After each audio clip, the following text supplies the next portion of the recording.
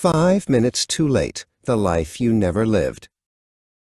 On a Tuesday that felt like any other, the universe held its breath at the threshold of a doorway.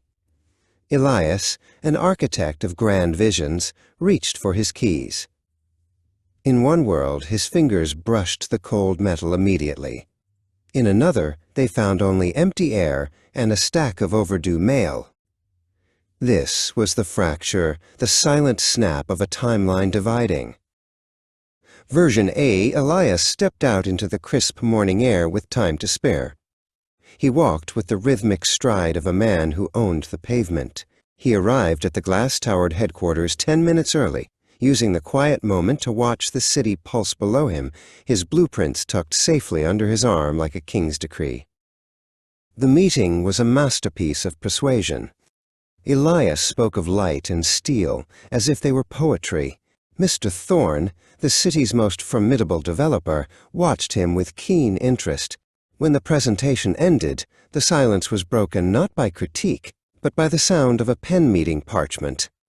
The career-defining contract was signed. Buoyant with success, Elias exited the building and collided with destiny at the revolving door. A woman named Alara was rushing in, her arms full of vintage books. As they tumbled, a shared laugh sparked in the chaos of scattered pages. In that instant, the blueprint for the rest of his life was redrawn to include her. But in the shadow world, Version B Elias was still inside his apartment, his heart hammering a frantic rhythm against his ribs.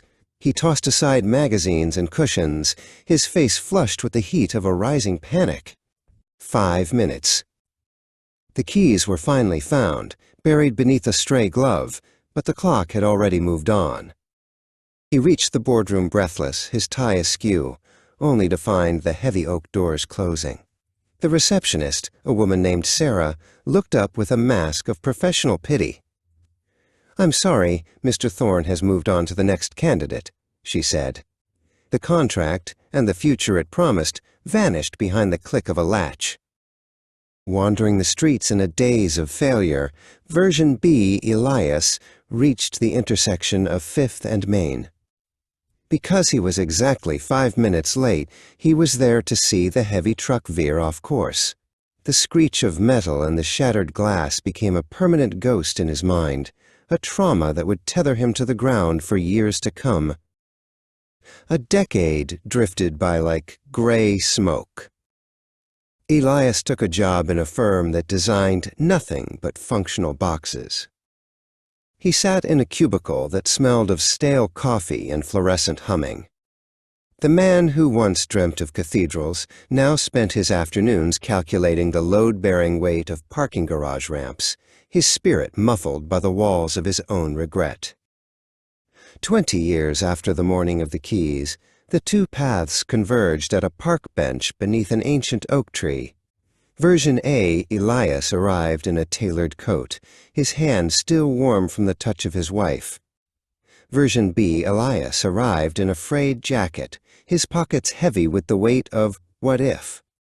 They sat at opposite ends, two versions of the same soul. Version A, Elias looked at his hands, where a gold wedding band caught the fading light. He thought of the heights he had climbed and the structures he had built. He felt the immense gravity of his luck, realizing that his entire empire of happiness was built upon the foundation of a single, well-timed moment. Version B, Elias, watched a leaf spiral to the grass. He thought of the accident, the missed meeting, and the long, quiet years in the cubicle. He didn't feel anger, only a profound, weary wisdom. He understood now that life was not a solid stone, but a river moved by the smallest of pebbles. The sun dipped below the horizon, casting long, thin shadows across the park. The architect and the clerk both stood up at the same time.